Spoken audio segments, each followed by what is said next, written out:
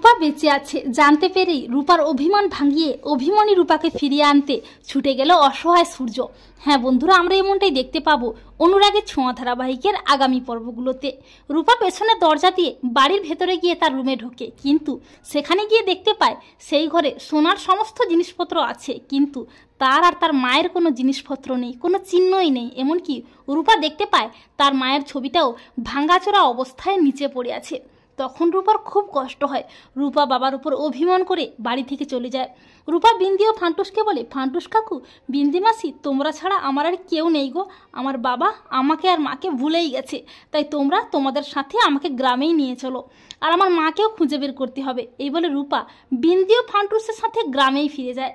অপরদিকে সোনা কাঁদতে কাঁদতে বাইরে এসে রূপার সেই তালপাতার সেফাইটা কুড়িয়ে পায়, আর সোনার হাতের সেই তালপাতার সেফাইটা দেখে সূর্যের মনে পড়ে এটা দীপা সোনা রূপার জন্য বানিয়ে দিত। সূর্য বলে, আমি জানি আমার রূপামা এসেছিল, ও আমার উপর অভিমান করে চলে গেছে।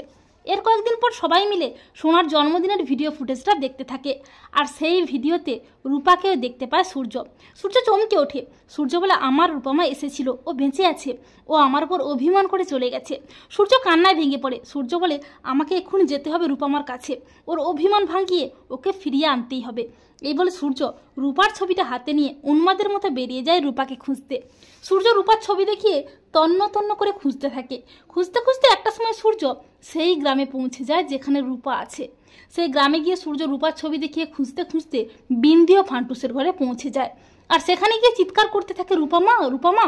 আর সূর্যের চিৎকার শুনে রূপা বলে, বাবা এসেছে। রূপা ছুটে আসে। রূপা বাবাকে দেখে তো খুব খুশি হয়ে যায়। বিন্দি ফান্টুসও বাইরে বেরিয়ে আসে। সূর্য হাউমাউ করে কাঁদতে কাঁদতে বলে, রূপামা, রূপামা, আমার কাছে এসো, বাবার কাছে আসবে না মা, বাবার যে খুব কষ্ট হচ্ছে। রূপারও খুব কষ্ট হয়। রূপা বাবার কাছে আসতে গিয়েও আসতে পারে না।